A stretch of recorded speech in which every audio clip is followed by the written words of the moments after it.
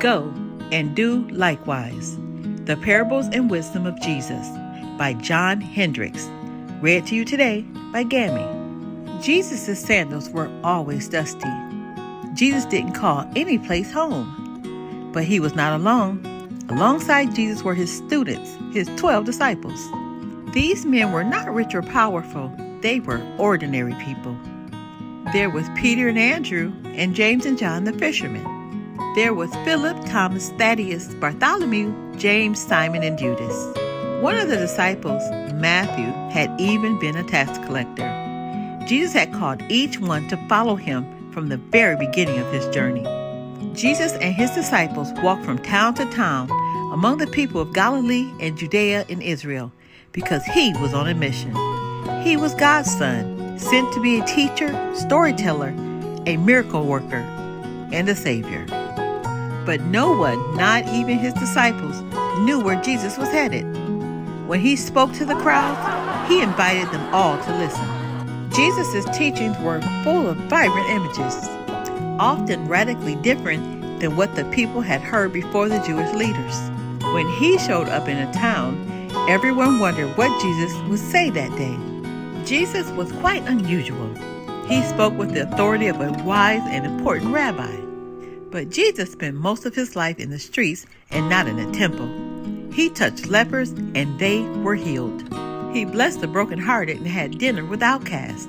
The existing temple authorities and teachers of the law didn't see Jesus as a proper rabbi. At first, they were eager to discredit his teachings and expose him as a fraud.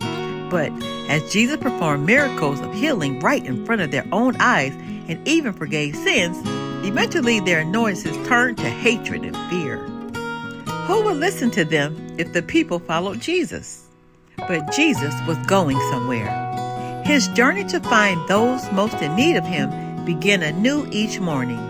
Jesus walked, and ever since, people have followed him. Jesus rested upon a shady rock. As the crowd of townsfolk grew quiet, a skeptical rabbi, an expert in Jewish law, questioned Jesus. "Teacher, what should I do to live an eternal life with God?" Jesus turned the question back on the rabbi. "Well, what do the scriptures tell you?" "Teacher, the law tells us to love the Lord with all our being and to love our neighbor as naturally as we love ourselves." Jesus said, "Yes, obey this, and you will live forever with God." Hoping to demonstrate the mastery of the law, the rabbi said, "But can you tell us who exactly is our neighbor?" Then Jesus told a story.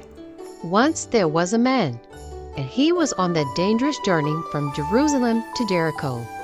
You know how narrow and perilous this way is to travelers? It was growing dark, and on a remote stretch of the rocky path, the man was attacked. Thieves who prey on isolated travelers fell upon him. They beat him, stole all of his possessions, even took the clothes off his back, and they left him to die. But a priest of God, the ones you see in the temple, was also traveling this lonely road.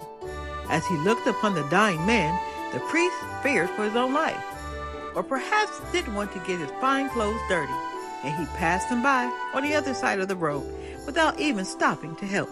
A short time later, a Levite, a person who also worked in the temple, came along the road. He, too, saw the wounded man, and blaming the man for his own carelessness, left him in a puddle of dirt and blood. A Samaritan soon after came along the dusty road. One of the very same Samaritans that you see is cursed, the same Samaritans that you despise, saw the injured man, a known enemy, and took pity on him. With a gentle hand, this Samaritan washed and bound the man's wounds. He lifted the man onto his donkey, guided him to a nearby inn, and cared for him for the rest of the night. In the morning, the Samaritan took 2 precious coins and gave them to the innkeeper. "Care for this man and give him anything he needs. And when I return, I promise to pay whatever else he owes." Jesus paused. He looked around at the crowd and then at the doubting rabbi. "Now, I ask you, who was a neighbor to the man and who was a victim?" The teacher of the law reluctantly replied, "The Samaritan, the one who showed mercy." Jesus said, "Go and do likewise." Jesus ascended to a high place, and the crowd followed. He spoke, teaching all who could hear. Blessed are those who feel like an empty jar. God will fill their emptiness with abundance. Blessed are those full of mercy, for they too will be shown grace. Blessed are those who cry, for the Lord sees every tear. Each one he will wipe away. Blessed are those who work for peace. They understand what it means to be God's child. Another day, Jesus walked slowly through a bustling crowd. He stopped and he spoke. There are many listening to me now. There are some who will hear what I say and obey, building their life upon my words. But there are some who will merely call me Lord, but live recklessly. Do you know what that is like? I will show you.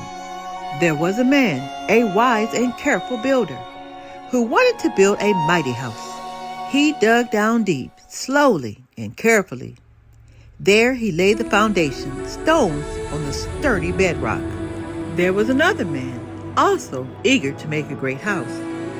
He built well, but did not dig deep, choosing to rest his house upon the sandy banks near the sea. Soon the rains came, and the winds blew cold. The oceans and rivers rose, and the roaring waters surrounded both houses. The tower built upon the firm bedrock stood tall, while the one built upon the sands crumbled and was swallowed by the sea.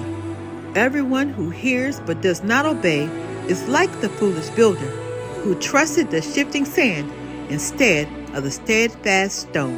The people looked around in amazement, for they had never heard something so clear and sure.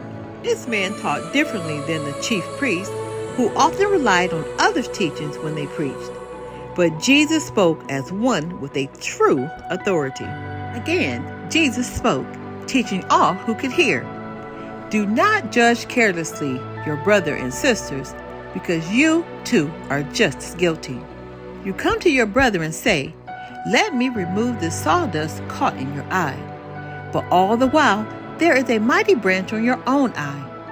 How could you possibly see clearly enough to care for your brother if you don't first correct your own sight? Your heart will naturally tell you to love your friends and despise your enemies, but I will show you a new way. Love those who hate you. Pray for the ones who hurt you. Do good to the people who curse you. It is too easy to love only the lovable. Jesus had left the crowds to sit with his disciples by the fire. Brothers, God's kingdom, it will be extraordinary. Imagine a merchant walking through a bustling market. In a dark corner of the bazaar, he sees the most gorgeous pearl imaginable. He wishes to possess it, but he doesn't have enough to afford the great price. Still overjoyed, he rushes home and sells every scrap of what he owns in this world, every single thing of value to his name, in order to buy that single pearl.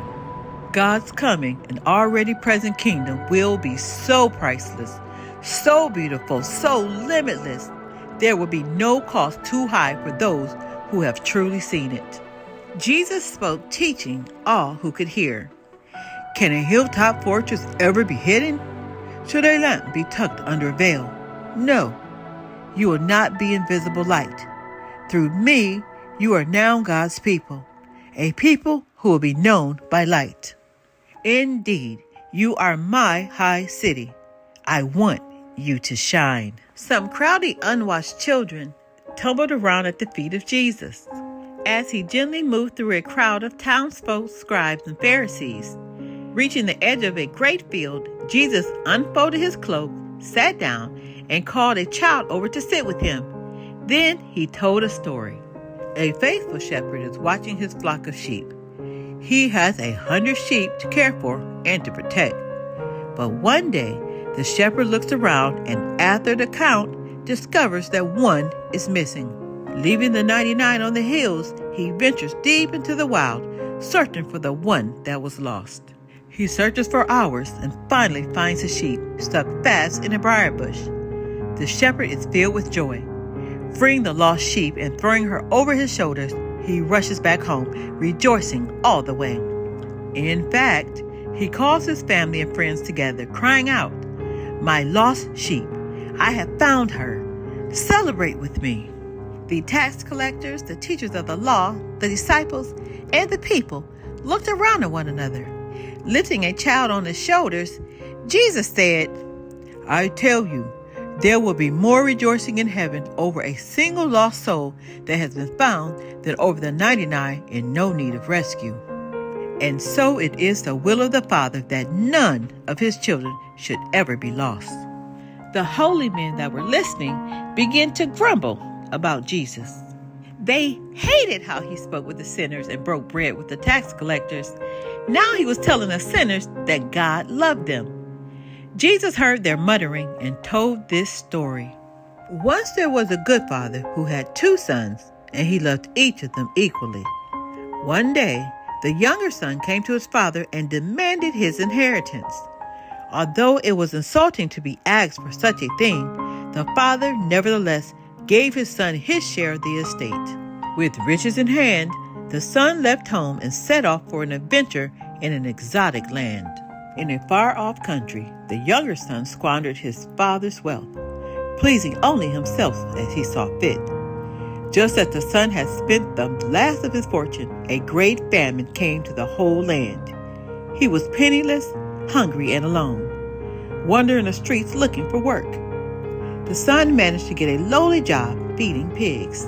Each day, as the wayward son showered out the feed, he ate to fill his empty belly with the dirt, husks, and pods the muddy swine were eating. That night, cold and hungry, he gazed back at the eastern horizon toward home. "Even my father's lowly hired men have food to spare every night, and I long to dine with pigs," the son lamented. In a flash, his folly became clear. "I will go home and return to my father," said the wayward son. "But I must tell him that I was wrong. I will say, 'I dishonored you, Father. I no longer deserve to be your son. Treat me like one of your hired men, just so I may dwell in your house again.'" And he began his long journey home, alone, with remorse and sorrow. Weeks of travel passed, and the landscape became more familiar. As the wayward son came over the top of a hill that he had known since boyhood, he saw his father's house again. As the son prepared for his father's anger, he saw something startling. It was his father running toward him. His father's warm embrace was upon him in a rush of joy. He grabbed his son tightly, lifting him off the ground and kissing his cheek. The son was overcome. He bowed his head and said, "Father, I have sinned against you. I am not worthy to be part of your family." The father interrupted him and called his servants. "Find the best robe, give him new sandals, and dress his hands with rings. Go fetch the very best meat and drink from our cellars and prepare a feast. Tonight we celebrate my boy, who was dead, but now is alive again." As the music and the dancing began, the smell of the food drifted toward the father's estate. The oldest son was alone, working hard in the fields. When he saw the commotion taking place at home, rushing back, he arrived at the party and discovered that his rebellious brother had returned and that his father was celebrating. The oldest son boiled with anger. He sat alone under an olive tree, refusing to join the party. His father saw him and came out to speak with him. The oldest son lashed out. "All these years I've done my duty, worked hard, and never disobeyed you. I've never had a party like this. That wayward son of yours squandered all his wealth, and this is how you reward him?" Kneeling beside his oldest son, the father said, "My boy, you are always with me, and everything I have has been yours. Today, we rejoice because the dead has come back to life. Your brother was lost, but today he is found." The sun dipped below the horizon, and Jesus gathered with his disciples. He sat and shook the dust from his sandals. His journey was coming to an end. "Where my Father dwells, there are many, many rooms. I am going ahead to prepare a place for you in that great house. You can't come with me yet, but you will know how to get there." His disciples Thomas said, "But Jesus, you can't leave us. We don't know the way." "Dear Thomas," Jesus replied, "I am the way, the truth, and the life, and no one comes to the Father but alongside me. If you know me, then you know the Father. And now, and for the rest of time, you do know the way, and you do know God. You have seen him face to face." The end. Take a second and read the author's note. We have so much more to learn. Be blessed.